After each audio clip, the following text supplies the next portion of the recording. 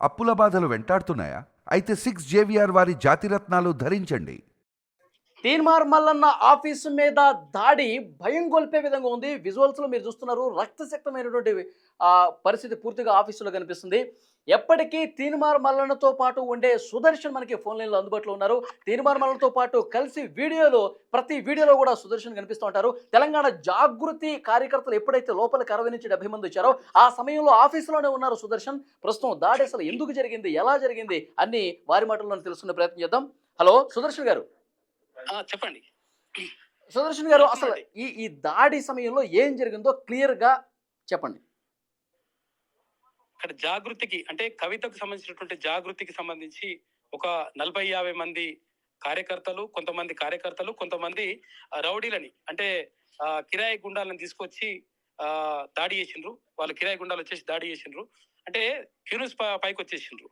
వచ్చి ఆ జై కవిత అంటే అక్కడ క్యూనిస్ ఆఫీస్ దగ్గర సెక్యూరిటీ ఉండదండి. కింద వాళ్ళు పైకి ఎట్లా రాగలిగారు అంతమంది? అయితే సెక్యూరిటీ తీన్మార్ మల్లన్న గారికి 2 గన్మెన్లు ఉంటారు. తర్వాత అంతవరకు ఉంటుంది కానీ ప్రత్యేకంగా సెక్యూరిటీ అంటే ఆఫీస్‌కి అంటున్నా. ఆఫీస్‌కి సెక్యూరిటీ కింద.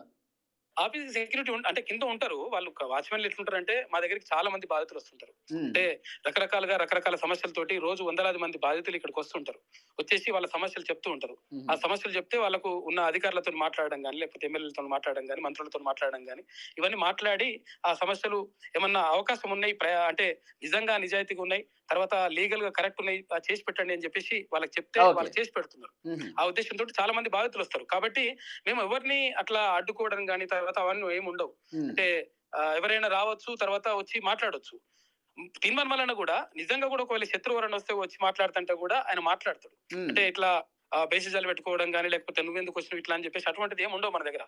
మనం ఏంటంటే అంటే ప్రజల తరఫున ఉన్నాం కాబట్టి, తర్వాత ప్రజా ప్రతినిధిగా ఉన్నాడు ఆయన కాబట్టి ప్రజల తరఫున మాట్లాడడానికి ఇప్పుడు రెడీగానే ఉంటాడు. కానీ వీళ్ళు ప్రధానంగా వచ్చేసి తర్వాత అంటే ఇక్కడ ఉన్న గ్లాసెస్ మొత్తం కూడా పగలగొట్టేసిండ్రు. ఆ డోర్లు డోర్లు ఎరగొట్టేసిండ్రు. తర్వాత ఇక్కడ ఉన్నటువంటి కుర్చీలను ధ్వంసం చేసిండ్రు. తర్వాత ఫర్నిచర్ అంతా కూడా మొత్తం కింద వాళ్ళు పగలగొట్టేసిండ్రు. పగలగొట్టేసి ఒక భయోత్పాతాన్ని సృష్టించిండ్రు. మొత్తం రక్తపాతం కింద. యాక్చువల్ గా మీకు ఆ దాడి జరిగే టైంలో వాళ్ళు లోపలికి వచ్చి ఇంత పెద్ద దాడి చేసే సమయంలో మల్లన్న ఆఫీసులోనే ఉన్నారుగా? మల్లన్న ఆఫీస్ లోనే ఉన్నారు. అయితే మల్లన్న ఆఫీస్ లో ఉన్నాడు. తర్వాత లోపల ఆయన కూర్చున్నాడు. తర్వాత ఇక్కడ అంటే 3 గేట్లు దాటుకొని రావాలి వాళ్ళు. అంటే అక్కడ ముందర ఒక డోర్ ఉంటుంది, ఆ తర్వాత ఇంకొక డోర్ ఉంటుంది, అది దాటుకొని రావాలి. ఆ దాటుకొని వచ్చేటువంటి క్రమంలో అక్కడ గన్మెన్లు తీన్మార్ మల్లన్న గారికి ఎమ్మెల్సీ గారికి ఉన్నటువంటి గన్మెన్లు తీవ్రంగా ప్రయత్నం చేసిండ్రు. అరే కరెక్ట్ కాదు, మీరు దాడులు చేయడం ఇట్లా కరెక్ట్ కాదని చెప్పేసి వాళ్ళు ఆపే ప్రయత్నం చేస్తే ఒక గన్మెన్ ని మొత్తం కూడా పిడిగుద్దులు గుద్దేసి దారుణంగా దాడి చేసిండ్రు. తర్వాత మా తీన్మార్ మల్లన్న టీంకి సంబంధించినటువంటి సభ్యులు కూడా ఉన్నారు, వాళ్ళపైన దాడి చేసిండ్రు. తర్వాత మా సిబ్బంది ఉంటే వాళ్ళపైన దాడి చేసిండ్రు. దాడి చేసేసి పిడిగుద్దులు గుద్దేసి ఇవన్నీ చేసిండ్రు. చేసిన తర్వాత మొత్తం కూడా విధ్వంసం సృష్టించిండ్రు. అంటే ఒక భయోత్పాతాన్ని సృష్టించాలని చెప్పేసి ఆ రక్తం ఎట్లా వచ్చిందండి సుదర్శన్ గారు? ఆ రక్తం ఎట్లా వచ్చింది? మొత్తం హాల్ మొత్తం రక్తంతో నిండిపోయింది కదా, ఎట్లా వచ్చింది అది? అసలు యాక్చువల్ విషయం ఏంటంటే వాళ్ళు దాడి చేసే క్రమంలో గ్లాసెస్ అవన్నీ కూడా పగలగొట్టేసి తర్వాత మా వాళ్ళపైన కూడా విసిరేసిండ్రు.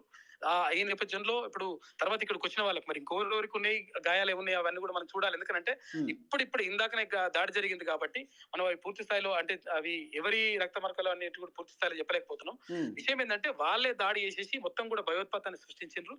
తర్వాత మా వాళ్ళ పైన కూడా దాడి చేసిండ్రు. కావాలంటే మరి మా వాళ్ళే కూడా అయి ఉంటాయి అవి, ఎవరియో మరి ఇంకేం అర్థం కావట్లేదు. కొంతమంది కిందికి దిగిపోయినరు, తర్వాత రకరకాలుగా భయోత్పాతంతో అట్లా వెళ్ళిపోయినరు. అయితే అవన్నీ కూడా చూడాల్సిన అవసరం ఉన్నది. అయితే దీనికి సంబంధించి ఏమైందంటే అసలు యాక్చువల్ గా ఇప్పుడు కల్వకుంట్ల కవితకు కాల్పులు జరిపారు కదండి, గాల్లోకి కాల్పులు జరిపారు. సుదర్శన్ గారు, గాల్లోకి కాల్పులు జరపాల్సినటువంటి అవసరం ఏమొచ్చింది అక్కడ? అయితే అసలు యాక్చువల్ గా గాల్లోకి కాల్పులు జరపకపోతే, నిజంగా ఒకవేళ అక్కడ గన్మెన్లు లేకపోతే ఈ రోజు తీన్మార్ మల్లన్నని చంపాలనేటువంటి ఉద్దేశంతో క్లియర్ గా కల్వకుంట్ల కవిత పంపించింది. విషయం ఏంటంటే గాల్లోకి కాల్పులు జరపాల్సిన అవసరం ఎందుకు వచ్చింది అంటే గన్మెన్ దగ్గర గన్ లాక్కొని తీన్మార్ మల్లన్నని చంపడానికి వాళ్ళు ప్రయత్నం చేసిండ్రు. ఈ నేపథ్యంలోనే ఇద్దరిని పట్టుకున్నారు. మన టీం వాళ్ళు ఇద్దరిని పట్టుకున్నారు. గన్మెన్ల దగ్గర గన్ను లాక్కొని డైరెక్ట్ గా మల్లన్న దగ్గర పోయి పేలుద్దాం అనుకున్నారా? మల్లన్న పైన కాల్పులు జరపాలని చెప్పి ప్రయత్నం చేస్తే అప్పుడు తప్పని పరిస్థితుల్లో గన్ను లాక్కొని ఆ తర్వాత మల్లన్నకు గాయాలు కూడా అయినాయి. మల్లన్న కొట్టిండ్రు, పిడిగుద్దులు గుద్దిండ్రు. తర్వాత ఇప్పుడు మల్లన్న మీద దాడి జరిగిందా? దాడి జరిగింది డైరెక్ట్ గా. మల్లన్నకి ఇప్పుడు చేయి మొత్తం కూడా ఇదంతా కూడా వాచిపోయింది, మొత్తం గాయాలు అయిపోయినాయి. అయితే విషయం ఏంటంటే యాక్చువల్ గా మల్లన్నను చంపాలనేటువంటి ప్రయత్నం చేసిండ్రు కాబట్టి అప్పుడు తప్పని పరిస్థితుల్లో అక్కడ గన్మెన్లు వాళ్ళ దగ్గర ఉన్నటువంటి గన్ను మళ్ళీ లాక్కొని గాల్లో కాల్పులు జరిపితే అప్పుడు భయంతో వాళ్ళు వెళ్ళిపోయిండ్రు తప్ప అప్పటి వరకు ఇంకా దాడులు చేస్తూనే ఉన్నారు. తర్వాత మొత్తం కూడా ఇక్కడ ఉన్నటువంటి ఫర్నిచర్ ని, తర్వాత ఇక్కడ ఉన్నటువంటి అన్నిటిని కూడా ధ్వంసం చేసిండ్రు. రకరకాలుగా ఒక విధ్వంసాన్ని సృష్టించాలనే ఉద్దేశంతో కల్వకుంట్ల కవిత చేసినట్టుగా కనిపిస్తా ఉంది. కల్వకుంట్ల కవిత నిజంగా ఒకవేళ ప్రజాస్వామ్యయుతంగా వెళ్లాల్సి ఉంటే ఆమె నిజంగా ఒక ప్రజాప్రతినిధి మరి తీర్మాన్ మల్లన్న గారు కూడా ప్రజాప్రతినిధి, అదే మండలిలో సభ్యులుగా ఉన్నారు ఇద్దరు కూడా. ఉన్నప్పుడు ఒకవేళ మీకు బీసీల గురించి మాట్లాడితే మీకు నచ్చలేదు అనుకో, ప్రెస్ మీట్లు పెట్టుకోవచ్చు, లేకపోతే ఎవరికైనా చెప్పుకోవచ్చు, లేకపోతే సోషల్ మీడియాలో ప్రచారం చేసుకోవచ్చు. దానికి అభ్యంతరం ఏం లేదు. ఇప్పుడు జాగృతి కార్యకర్తలకి అంత ఆగ్రహవేశాలు ఎందుకు వచ్చి ఆఫీస్ మీదకి వచ్చి పెద్ద పెద్ద కర్రలు తీసుకొచ్చి కొట్టేంత పరిస్థితి ఎందుకు వచ్చింది? ఏమన్నారు తీర్మానం వలన పర్సనల్ గా అటాక్ చేశారని చెప్పి వాళ్ళు చెప్తా ఉన్నారు.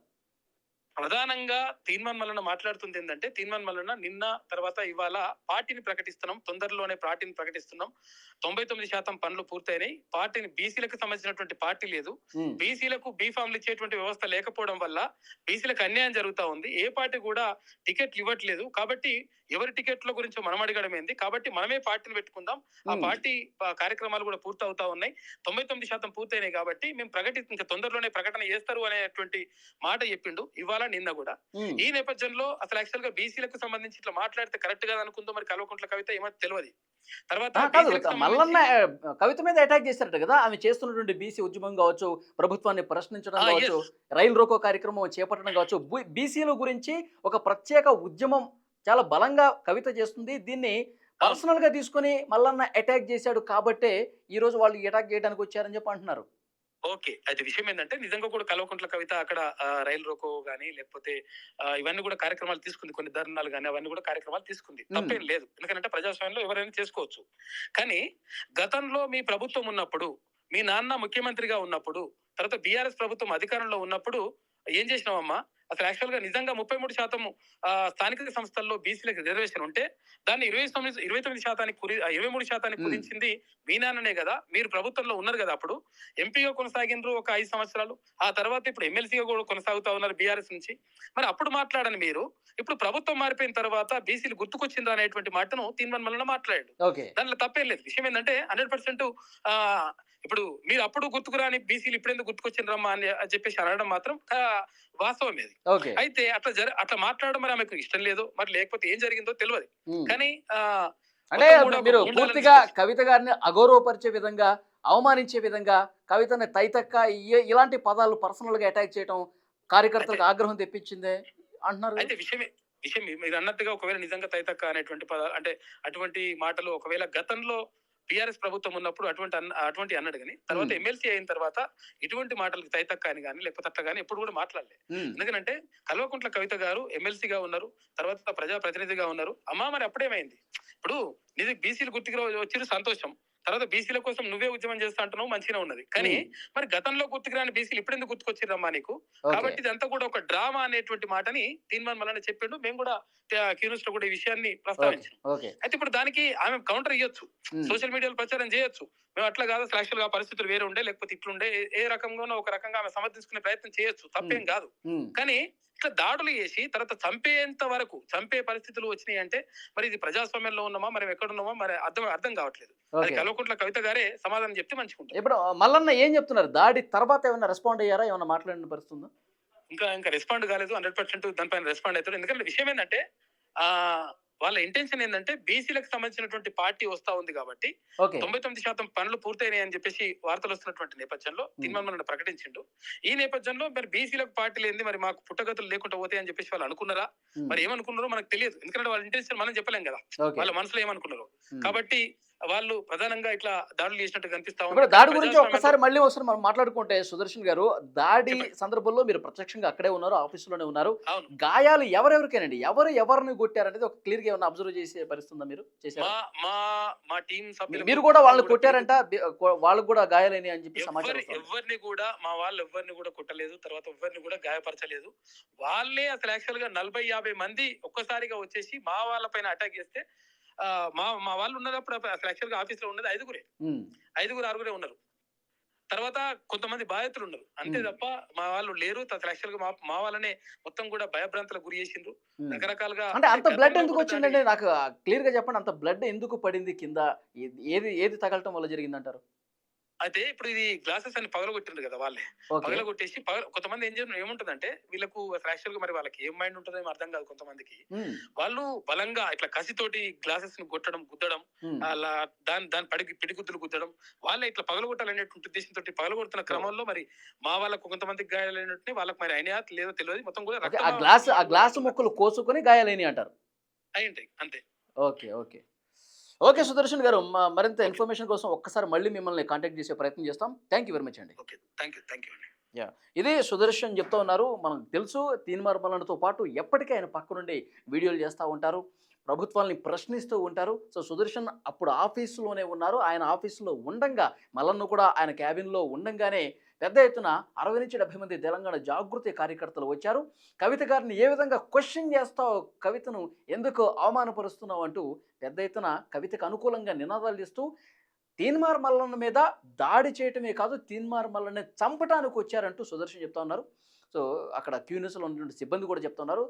తీన్మార్ మల్లన్నని చంపటానికి కవిత పంపించారు. ఈ విధంగా జాగృతి కార్యకర్తల్ని ఆమె మోటివేట్ చేసి మల్లన్న సంగతి చూడండి అని చెప్పి ఆయన్ని చంపటానికి, ఆయన తీవ్రంగా దాడి చేయడానికి ఈ విధంగా కవిత పంపించారని చెప్పి సుదర్శన్ చెప్తా ఉన్నారు. సో, చూద్దాం తీన్మార్ మల్లన్న ఎలా స్పందిస్తారు? కవిత ఈ దాడి మీద ఏమన్నా స్పందిస్తారా లేదన్నది కూడా చూడాల్సిన అవసరం ఉంది.